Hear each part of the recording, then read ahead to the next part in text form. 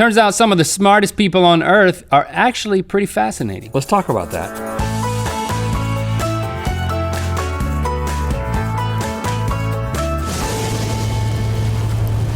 Good Mythical Morning. We wanted to take a second to remind you about a show that we have launched on this channel every Saturday, including tomorrow. We have a song biscuit. That is when we collaborate with another YouTuber to create an original song based on your suggestions. This week, our special guest is Markiplier. I'm not working 5 nights at Freddy's. I'm quitting this job. Who wants minimum wage to get murdered by a robot mob? Oh, you've been waiting for that one. Tomorrow morning and every Saturday. Today, we talk geniuses. Now, typically, that's within the context of sarcasm, like, hey, genius, you just misspelled the word genius. Yes. Or, hey, genius, you wore your underwear backwards and inside out. My wife actually told me that yesterday. Whoa. True story. How does that happen, genius? I put them on in the dark. But today we were talking about true geniuses and some fascinating ones at that. Interesting geniuses. So you hear this all the time. IQ, what's your IQ? A lot of people don't know what their IQ is, but if you're an average person, your IQ, your intelligence quotient is probably between 90 and 109. Whereas if you're a genius, it's probably somewhere above 140. If you're like above 130, you're like a gifted person. To give a point of perspective here, 160, that's Stephen Hawking's IQ. Everybody on our list today is higher than Stephen Hawking. Boop, boop, boop, boop, boop. So our research is bringing to you some fascinating, smart people with IQs higher than the Hawking man. First, I've got the Hawking man. I was trying to go with the Hawk man, kind of a play on words, but I'm no genius, so it didn't work out. That's right. Rick Rosner, born May 2nd, 1960. Richard G is his official name. His official IQ is 192. That's high. But the dude takes IQ tests all the time, sometimes spending hours or days taking these things. He's a master of them. But that doesn't seem fair. Well, if whatever IQ floats your test, boat, Rich. He placed second in the 2013 Genius of the Year Awards, which I didn't know existed. But again, I'm no genius. Am I going to say that anymore in the episode? Hopefully you said it all you're going to say. I got it out of my system. All of his interviews make him out to be kind of a weirdo. Went out for wrestling, put myself on this not very well-advised diet, lettuce and dog biscuits, because I was reading package labels and the biscuits seemed to have a lot of fiber and not a lot of fat. He's not that much of a weirdo. He graduated from high school in 1978 and then spent the next 9 years of his life forging documents to stay in other high schools. He said he wanted to perfect his high school experience. Go back and be king. He also worked as a stripper, a roller skating waiter, a bouncer, and a nude model.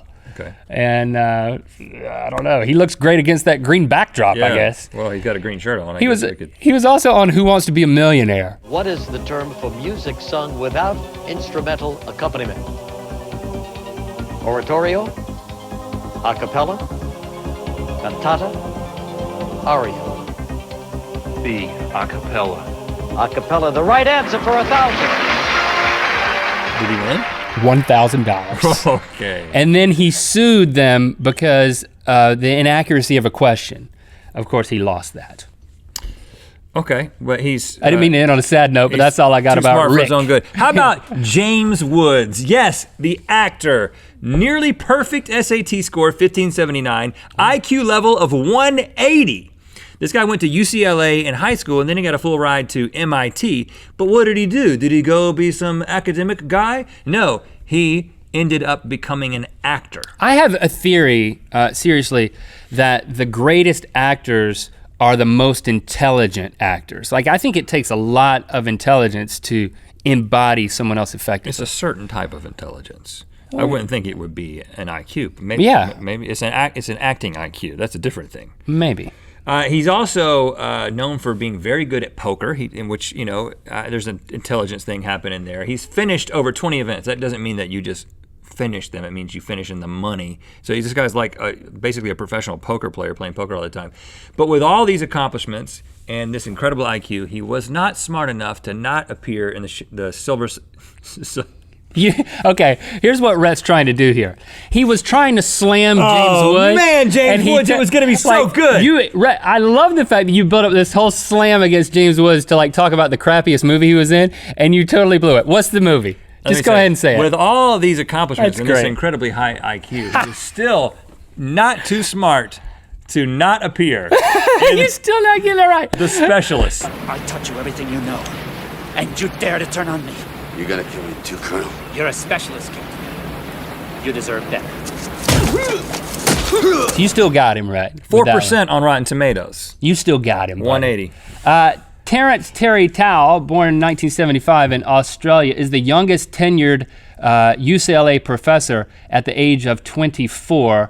I watched a lot of footage of him scribbling lots of math on a chalkboard, which is like the quintessential thing that geniuses do. His colleagues call him the Mozart of math. He has an IQ between 220 and 230. It fluctuates depending on what type of whiteboard he's against. Okay, got it. This guy is so smart, he said yes to being on the Colbert Report. You've got one of them MacArthur Genius Fellowships, and you won the 2015 Breakthrough Prize in Mathematics. Yes. Though it is only 2014. Did I just check your math on that one? Yes, I guess it's all about the future. He's an expert in sexy prime numbers, which don't get your hopes up. That's just pairs of prime numbers 6 apart. Why isn't it called 60 prime numbers? Because no one would remember that. His parents noticed when he was 2 years old that he was teaching a group of 5-year-olds how to count and spell. And they asked him, how do you know how to do that? And he said, I learned it on a show called Sesame Street. Yeah, all geniuses watch Sesame Street. He went on to teach, he learned calculus at the age of 7. And then 1 year later, he was teaching calculus to high school students at the age of 7? 8. Yeah, 8. At the age of 8, he was teaching high school calculus. So if you want to become the Mozart of math, just watch lots of Count Chocula, or whatever that guy's name is. I don't think I could respect an 8-year-old. I'm sorry. I don't care how smart you are. Area under the curve, man. Christopher Langan, this guy is interesting. IQ between 195 and 210. He has been described as the smartest man in the world by the media. He's an incredibly unlikely story because he went to Montana State University, not necessarily known for incredible geniuses, but he dropped out, and then he went on for the next over 20 years of doing things like being a construction worker, a cowboy, a Forest Service ranger, a farmhand, and a bouncer on Long Island, and now he was a bouncer just like Rick? Smart people bounce, man. That's why I'm gonna be starting to do it.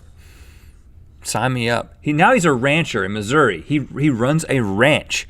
Now, but he's not just a rancher because he spends his free time developing, or just kind of a double life. When he's not ranching, he's developing his cognitive-theoretic model of the universe. Now you might think, okay, this is some crazy dude, but he has a theory of everything that he says explains the connection between mind and reality, therefore the presence of cognition and the universe in the same phrase. I am closer to absolute truth than any man has been before me. Do I think that makes me better than everybody else? No. I still work in a bar. But he's not some wacko. Are you sure he's not just a guy on the back of a cow who has a copy of the movie Theory of Everything? No. Real scientists have investigated everything this guy has written, and they say he's legit. Like, this guy's onto something. He's not just some crazy guy. And he's a rancher, he's a bouncer. rancher, and he was on a game show. He was on 1 versus 100, but he won, hosted by Bob Saget, by the way. Of course. Genius in his own right. He won $250,000. Well, which that's doing well on 1 versus 100. And he seemed really, really smart. Unless you're a genius and a rancher and a bouncer. Do we have time for one more? Yeah, we do. Let me give you Paul Gardner Allen. Paul Allen, you know this guy. He co-founded Microsoft with Bill Gates. He has an IQ level of 170, but he's the 51st richest man on earth as well. So a lot of people with IQs, they might just be bouncers, but this guy's also a billionaire. $14.2 billion is his net worth. He owns a 414-foot yacht named Octopus. It costs $200 million to build. That's nothing when you got $14.2 billion in the bank. It's got a recording studio, 2 helipads, and 2 submarines on it. Is it painted like an octopus? Does it have tentacles? No. For that price, it should have tentacles. Well, the drag in the water would be... I don't care. He also has another 303-foot yacht named Tatoosh, which I take it to mean like a tattoo on a butt. Ah. I don't know why he called it that, but that's my best guess as to what Tatoosh secret is. in Paul Allen's life. Perfect 1600 on his SAT, and he owns the Seahawks and the Trailblazers. So I think there's this, I'm just theorizing, the smartest people, respected for their brains, also want to do something physical like on an NFL team or be a bouncer. Or have a big octopus that they ride through the water. Right, so that they can like get physical respect instead of just mental respect. That's at least my theory. I've got one guy I'm going to talk about in Good Mythical More, a guy named Grigory Perlman, who is incredibly fascinating, but we'll save that for Good Mythical More. For now, thanks for liking and commenting on this video. You know what time it is. Hi, my name is Alexandra, and that's how winter looks in Cyprus. It's time to spin the wheel of mythicality. Make sure you check out the latest episode of our podcast, Ear Biscuits. This week's special guest is Markiplier, and check out the song Biscuit that we did with Markiplier tomorrow on this channel. Thanks for listening. Thanks for clicking through to Good Mythical More, where got a few more geniuses. Judging by this guy's eyebrows, I'd stick around. Link has a wedgie that keeps getting tighter. Hey man, can you pull on this up?